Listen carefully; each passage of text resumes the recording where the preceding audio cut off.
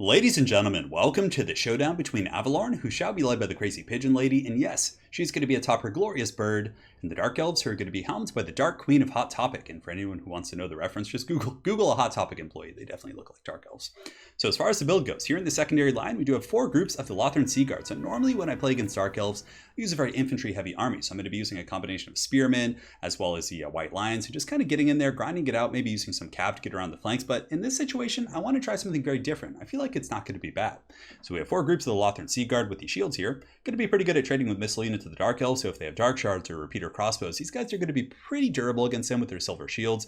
In 165 range against, I think, the 140 or 125 of Dark Shards. Yeah, it's 125. On top of that, they have anti-large, so if they are getting charged by, let's say, Dark Riders or backline harass tools of the Dark Elves, they are going to be durable, like I said. So I think that these guys are going to be pretty good and have some decent targets on the roster. Volume of fire, they can take down Hargoneth Executioners. It's not going to be quick, but nonetheless, they can eventually get there. And against like Sisters of Slaughter, as well as Witch Elves, I feel like they have some pretty good opportunities.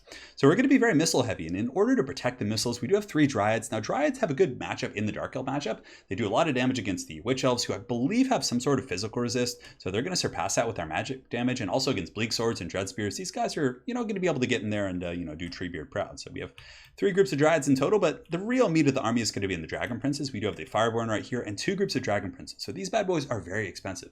Cost like 1,500 a piece. So essentially we're going to be cycle charging the front line, trying to hammer the Dark Elves while our missiles just tear them apart. So we're going to see how it goes. Up here in the skies, we do also have the Pigeon Queen. She does have Tempest, so just in case there's a sneaky Malekith or Marathi's going to be flying around cackling and they're going to have some sort of a cockfight in the skies, I think having Tempest is super good.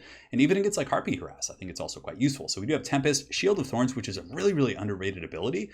And for anyone who hasn't seen it, it does give 25% or 22% physical resist, 25% weapon damage, and that is really, really good on the Dragon Princes. So if they're fighting like Cold One Knights, or let's say they get caught by some Witch Elves and they get rampaged in the main fight, that's going to give them more durability as well as more damage output. So it's a very, very good spell for 8 ones magic. We have Earthblood as well, and of course the Staff of Avalorn. No, that's not the right one. The Star of Avalorn. So for my opponent's army over here on the far side, it's going to be pretty much the opposite. He has like a very top-heavy army as it pertains to his infantry, so he's just going balls deep in the Hargoneth Executioners. He has 4 of them, as well as the Blades of the Blood Queen. So my Dryads are, to say the least, a little bit outmatched here. So it's going to be a fierce fight for sure.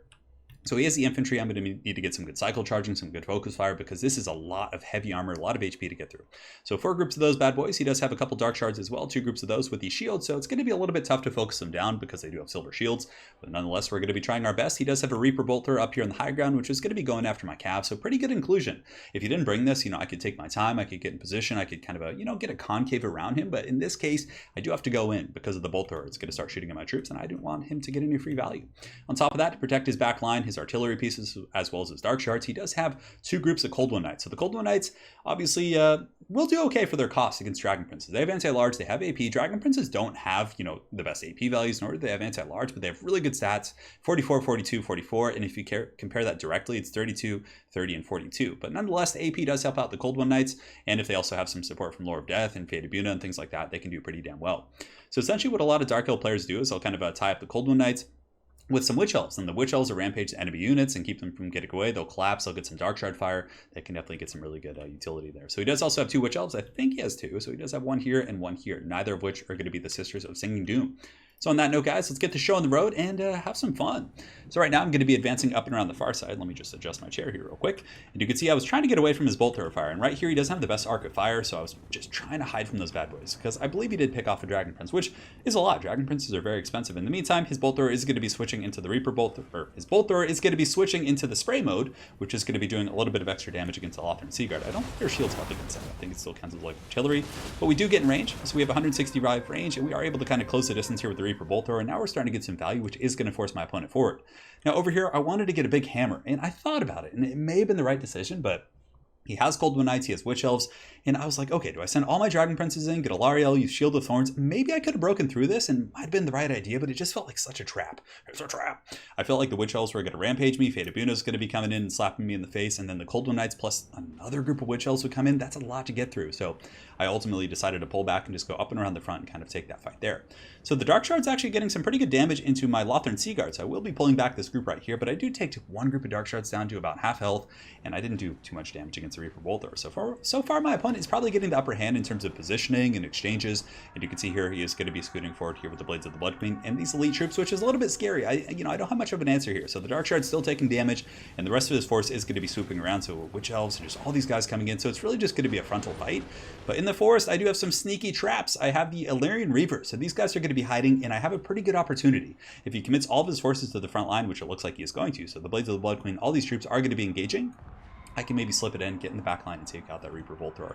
So in the meantime, I do have to fall back here with Lothran Seaguard, so just trying to pull back with all my forces. 33 speed against 31, so I'm a little bit faster, but I definitely played it pretty close. He does also get a Fate of Bune on me on the Fireborn, but I respond with the Star of Avalorn. I don't know if that was worth it, but I was trying to keep myself from losing models, and the Dragon Princes are going to be doing a frontal charge right now. So they charge into these guys, which I totally gave them the attack order, but it looked a little bit strange. They didn't couch their lances, but they get a nice little charge there. We get a little bit of damage against the Blades of the Blood Queen. We don't kill any models, which is unfortunate, but basically I'm just trying to kite and fight, buy some time for my Lothran Seaguard to fall back and hope for the best. So this group does get a little bit caught up here, but the Dryads have engaged on some fronts. So the Dryads on the low ground are just getting absolutely pounded. So really my build is lacking a little bit as it pertains to dealing with heavy armor, but I think maybe through attrition we should be able to get our way back into the game, because you can see the bounce power is in my opponent's favor. So this is going to be the first big thing here. You can see the Reavers are going to be jumping into the back, killing that Bolt Thrower, which is going to take some of the pressure off my range tools. That Spray Fire has actually been doing some pretty substantial damage, and now we're a little bit more committed to a frontline fight. So the Lothran Seaguard are going to be falling back, and it looks like my opponent is going to be dropping some Witchcraft here, or maybe that's one of my spells. No, I think that's his. It's the Supreme Sorceress has Arns of Falls or something, like Black Horror. Anyways, he's going to be popping that right there. I am able to dodge that, and the Dryads in the front line basically got mulched. However, the Lothran Seaguard in the meantime have gotten some pretty decent damage into the Witch Elves, which is quite nice, and we have gotten some okay damage against Blades of the Blood Queen. Dragon Princes were in sustained combat, but I figured, hey, let's go for a Rohirrim charge, let's get in here, let's have some fun, and see if we can win some sustained combat. So the Dragon Prince is getting a huge counter charge. You can see the Dark Elves are being sent down the hill, just flying, but the Rampage is here. I kind of didn't think the Witch Elves were that close, and they're able to get a huge rampage right here. So you can see the Dragon Princes getting slapped with an Earthblood, but the Witch Elves are taunting them and, seducing these bad boys. Definitely not fun for me, and the Hargonath Executioners are meant versus infantry, but nonetheless, they're still getting some pretty good value. So the Pigeon Queen is going to be dropping Shield of Thorns, giving physical resist and sustainability and damage output, putting the weapon strength up to 52 on these Dragon Princes. So despite the fact that, they probably shouldn't be in sustained combat, but I can't escape. Shield of Thorns is really going to help them out. Another group of Dragon Princes is going to be hammering back in, just trying to free them up, knocking off those Witch Elves, and hopefully, allowing me to pull back and get some, some disengagement there. So it looks like there's going to be a fat, juicy Fate of Bune going down on the Dragon Princes. Fireborn were very beat up, so my opponent made the right choice going after the healthier group right here, which is going to be tough. And in the back line, we get some Dryads back there, and I think we were able to do some work against the Dark Shards. And my Reavers have just been going back and forth and being super annoying, but this is actually quite good. Even though the front line's a little bit messy, the Dragon Princes are serving as a bit of a wall. Just an armored wall with huge physical resist, Shield of Thorns, plus the healing of the Pigeon Queen is always going to be pretty strong. So we get that good healing right there, and it looks like the Lothran Seaguard are finally starting to get some really good fire. So they're just tearing into these Witch Elves, doing just lethal damage. I mean, the Witch Elves, bare naked ladies pretty much. Yeah, they got like 5 armor, a little bit of physical resist, but nonetheless, missile units tear them to shreds. So the Pigeon Queen's going to be pulling back. We're going to be doing another hammering charge. The Fireborn are going to be coming in again. So just pulling back every chance I get, trying to re-engage, but this group, I believe, is actually Rampage right now, so I wasn't able to get them away. So very good Witch Elf play from my opponent. And in the meantime, he does actually get the Reavers on the flank here with the Goldwyn Knights, but I haven't had to deal with them for too long because he did allocate them to chasing the Reavers for most of the battle, so that was quite good. Now, I saw a bit of an opportunity. The Pigeon Queen is going to be taking her talons over here and trying to sink them into the Supreme Sorceress, and she gets some pretty good damage. The Supreme Sorceress is not bad. That's 4930 compared to 4547 390, so the Pigeon Queen is going to be a little bit stronger. And you can see here, she actually gets some pretty good bullying attacks here against the Supreme Sorceress. But the Witch Elves are all now gone. So I've been focusing them this entire game with the Lothran Seaguard, trying to drag those guys down, just, freeing up my cap so they could pull back, cycle charge against these other troops here. So now I'm going to be pulling back with everything I can. So these guys are broken, but a lot of my Dragon Princes are going to be rallying back here. So I'm going to gather them, try and get some really good heals with the Pigeon Queen. But yeah, look at this damage. She's getting some really good work in against the Supreme Sorceress, which is quite nice. The Dark Charge are going to be turning and getting some crossfire, so that's a little bit unfortunate, but she looks pretty pissed off on that thing. She's going in for the kill right there. So she's going to be pulling back up into the skies, but now my front line's pretty much all gone. I believe I have some Dryads in the back somewhere. Let's go ahead and take a look. So I have 7 Dragon Princes right here. We got 15 of the Fireborn left, as well as 21 of these guys. So this is actually a pretty powerful little force here.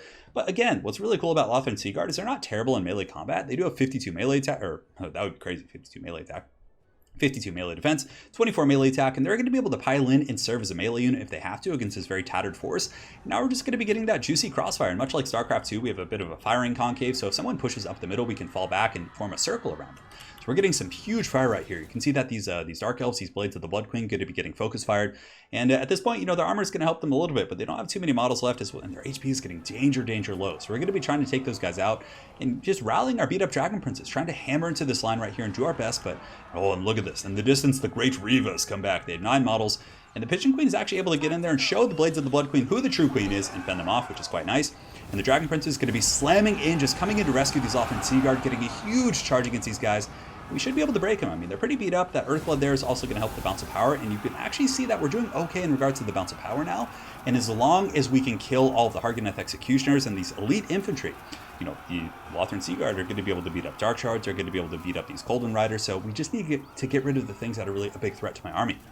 So right here, Mother Shield of Thorns is going to be going down, which is going to be giving us, what does that put the physical resist up to? It's going to be pretty fat, 42% when that's active, so that's very strong. It's almost half the damage. And right here, the Coldwind Knights are going to be swooping in after their long conquest of dealing with the Reavers, and we do intercept them with Lothran Seaguard. So Lothran Seaguard, like I said, anti-large, and they're going to be able to fight these guys pretty efficiently. That 53 melee defense is going to be really tough for the Coldwind Knights to crack with their 33 melee attack. Most of the time, Coldwind Knights do rely very heavily on their anti-large bonus in combat, so these are going to be a relatively tough fight for these bad boys. In the meantime, my archers are going to be shooting downtown, going after some of the Dark Shards and shooting at the Sorceress. And I was thinking about getting in with the Pigeon Queen, but it's a little bit dangerous. He still had Dark Shards and some elite infantry back here, so I didn't want to lose my Lord and get my opponent back in this game here, because he is going to be falling back with his cav unit. So for example, had I landed there, had I gotten greedy, he fell back with the Coldwind Knights. I probably could have gotten surrounded or maybe lost my Lord, especially with the Spirit Leech coming in. So patience definitely paying off right there. So I'm going to be using my Dragon Princes and other troops to clean up these infantry, and it looks like the Blades of the Blood Queen still going a very elite unit. So obviously they're going to be fighting to the bitter end, but we get a huge hammer on those guys, and they're going to be getting flipped upside down, put in the trash can, shoved in the locker, whatever other analogy you prefer. So right now we're going to be going up the hill, just kind of sweeping into the back line. And at this point, I feel like we have a lot of troops compared to my opponent. We have these Lothran Seaguard here, 53. We have 66 right here. And I believe we also have 28 still fighting in the front line. And a massive High Elf Hammer coming in, getting that downhill charge right here on top of these elite infantry and these Dark Charges gettle tumbled. That kind of reminds me of the other day. I saw a pretty brutal tumble, actually, when I was in public. And it may be a story for another video. There was like this old woman at the grocery store, and she like dropped some fruit and then like just fell over. It was rough. But anyways, perhaps a story for another rainy day. But today, guys, it's going to be a victory for the High Elves. And that was a very close game. It felt a little bit stressful for sure. I mean, I like the build quite a bit, and I think it's I don't know, I'm trying to think what I would change. The Dryads, I mean, obviously had a pretty horrible matchup, but a lot of Dark Elf players will often go with like Bleak Swords and Dread Spears, and had he done that side of, style of play, I felt like the Dryads would have been a little bit more efficient, but really I just lacked AP. But Dragon Princes through attrition and just cycle charging can generally kill pretty much anything they get on. They just have such good stats and, of course, a massive charge bonus. So getting that charge, even on armored infantry, they're going to be able to get it down. And yeah, my opponent played pretty well. I mean, the only mistake he really made that was quite substantial was he made 2, I think, that were very, the one losing the Reaper Bolt Thrower. Had he been able to keep that the whole game, maybe left some Witch Elves back there or something to kind of protect it, that would have been really tough. That thing would have been able to just pick on my Dragon Princes throughout that entire sustained combat. So that was one big thing. And I also think maybe a little bit of over-chasing on top of the Reavers. But again, the Reavers were a big disruption tool. And, by chasing it, he kept his Dark Shards online. He kept his pressure going. So there's an argument to be made there. But yeah, the build was decent. Lothran Seaguard did really good. I mean, they were able to kind of hold the front line once the front line did falter and they eventually got caught. Their focus fire was brutal against even the armored troops. And yeah, I liked them quite a bit. They're a very, very fun unit to use. And I do like this playstyle. Normally, I think like White Lions and, maybe mixing in some Swordmasters can be quite good here. But I really do like this. And the Dragon Princes are just so much fun to use. Getting those like huge charges. And what's really cool about them is their like durability with their armor and their physical resist. Just holding that front line and almost serving as a frontline troop is really, really neat. So, and if you are going to be going with Dragon Princes, guys, I highly recommend using Alarielle. She is just super good with that style of play. And yeah, for my opponent's build, the Supreme Sorceress is pretty much a common pick in most competitive circuits. It's just so cheap, so efficient against High Elves. High Elves are going to bring Swordmasters. They're going to bring White Lions, Dragon Princes. Monsters, Spirit Leech, and Fated Buna are good against all of those targets I just mentioned. So that's super good. I really did like the Witch Elf play. The Elite Infantry really caught me off guard, and I certainly think that his build here just almost was able to run me over. Those Hargoneth Executioners are just so meaty. But yeah, I don't know. I mean, maybe if I had gone with the White Line build, he would have just ran me over, right? I wouldn't have been able to cycle charge. They would beat the White Line so badly. So yeah, it was pretty scary for sure. So well played to my opponent. Grenado.